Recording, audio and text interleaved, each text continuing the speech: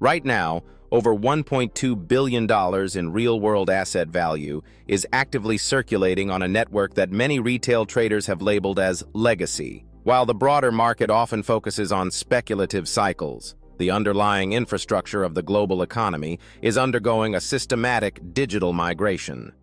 Major institutions like Franklin Templeton, MoneyGram, and specialized service providers for the SWIFT network are integrating these new rails.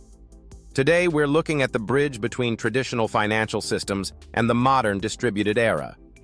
We'll explore why this network is transitioning from a niche payment protocol into a foundational layer for institutional finance. We aren't just discussing a digital currency. We are analyzing the emerging standards of global value transfer. Quick heads up. This content is for educational purposes, not financial advice. Digital assets involve significant risk. Also, some links in the description are affiliates that help support the channel at no extra cost to you. Always do your own research. The architects. Who's building the bridge?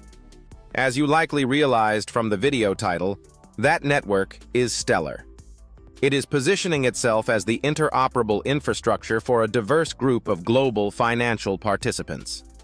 To understand why institutions are engaging with this ledger, we have to look at its structural philosophy. Stellar launched in 2014, founded by Jed McCaleb and Joyce Kim. McCaleb is a significant figure in the industry, having been one of the original architects of early decentralized ledgers. His goal was to address a fundamental friction in global payments. He believed that for a network to be truly universal, it couldn't operate as a closed, private silo.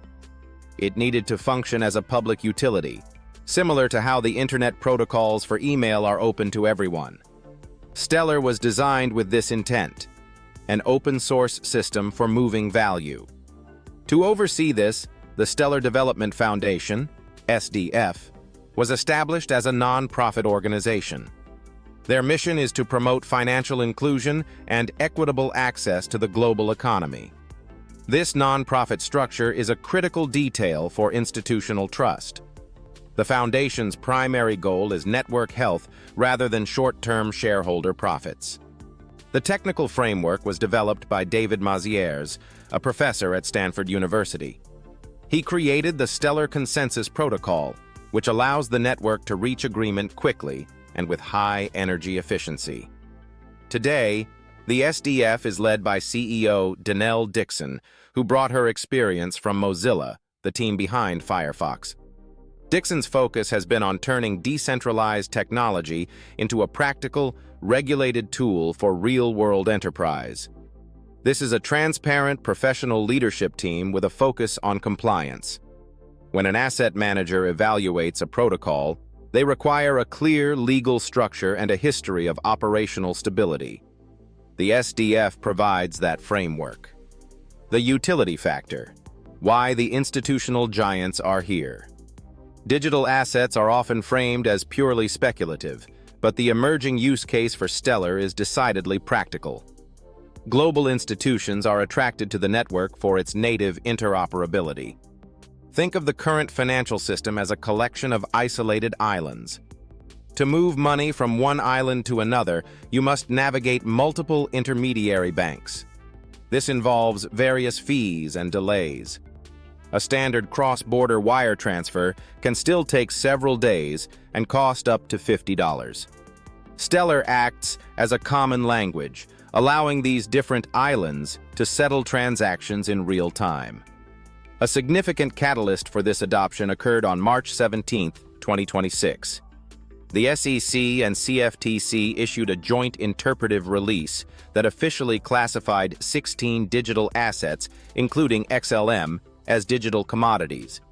While this isn't a new law, it provides a formal framework that removes much of the regulatory friction for U.S. institutions. By being categorized alongside Bitcoin and Ethereum as a commodity, XLM now has a clearer path for institutional custody and trade. So, who is actually using these rails today? In the banking sector, ABN AMRO has utilized Stellar for digital bond issuance.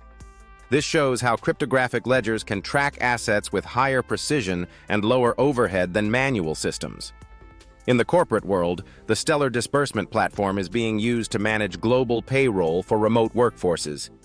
Specifically, the UNHCR, the UN Refugee Agency, has used these rails to send digital aid directly to the phones of refugees in Ukraine. This ensures that aid reaches the intended recipient instantly, bypassing damaged physical infrastructure. Then there is the DTCC, which processes quadrillions in securities transactions. In early 2026, newly surfaced patents and framework discussions from the DTCC highlighted the use of Stellar and XRP as compatible liquidity bridges. They are particularly interested in a native Stellar feature called the clawback. In traditional banking, if a transaction is fraudulent or sent to the wrong address, the bank has the legal authority to reverse it. The clawback feature brings this safety mechanism to the blockchain. It allows a regulated issuer to revoke a token under specific legal conditions. While some decentralization advocates find this controversial, it is a non-negotiable requirement for a $100 trillion regulated financial system. It is the safety net that allows the world's largest clearinghouses to move assets on-chain with confidence. Meanwhile, Franklin Templeton continues to scale. Their flagship fund, the Franklin On-Chain U.S. Government Money Fund, has maintained its position as a leader in tokenized finance. This contributes to the over $1.2 billion in real-world assets now settled on the Stellar ledger. MoneyGram also remains a key player, providing over 180 countries with cash-to-digital on-ramps. Finally, because Stellar is ISO 2022 compliant, it can communicate seamlessly with legacy systems like SWIFT. This means Stellar isn't trying to replace the global economy, it is providing a hardware upgrade for it. The mechanical deep dive, the digital post office. To simplify how Stellar works, we can use the digital post office analogy. In the current system, your money is like a letter that has to be hand-delivered through 5 different local post offices. Each one takes a fee, and the letter can be lost or delayed at any stage. Stellar functions as a global post office with an automated instant translator built in. Anchors are the local branches. They are the regulated entities that accept your local cash and issue a digital credit. Next is pathfinding. If you send euros and the recipient needs Thai baht, the network automatically finds the cheapest trade route. It doesn't just look for a direct swap. It can chain multiple trades together in milliseconds. XLM acts as the universal solvent, or the bridge currency that makes these complex swaps possible. Finally, there is the ledger itself. Instead of a single bank controlling the book, a network of validators checks the work every few seconds. This results in atomic settlement. The money and the ownership transfer at the exact same moment. No waiting, no uncertainty. Then there is the introduction of Soroban, which has fundamentally changed the network's capabilities. For years, Stellar was specialized exclusively for simple payments and asset transfers. But Soroban is a native, WebAssembly-based smart contract platform that brings high-performance programmability to the ledger. Think of it as the brain upgrade that allows Stellar to compete with networks like Ethereum or Solana. It's designed for batteries-included development, meaning it's built to be scalable, efficient, and cost-effective for enterprise-grade apps. With Soroban, developers aren't just moving money. They're building complex, decentralized finance tools, automated lending protocols, and sophisticated treasury management systems.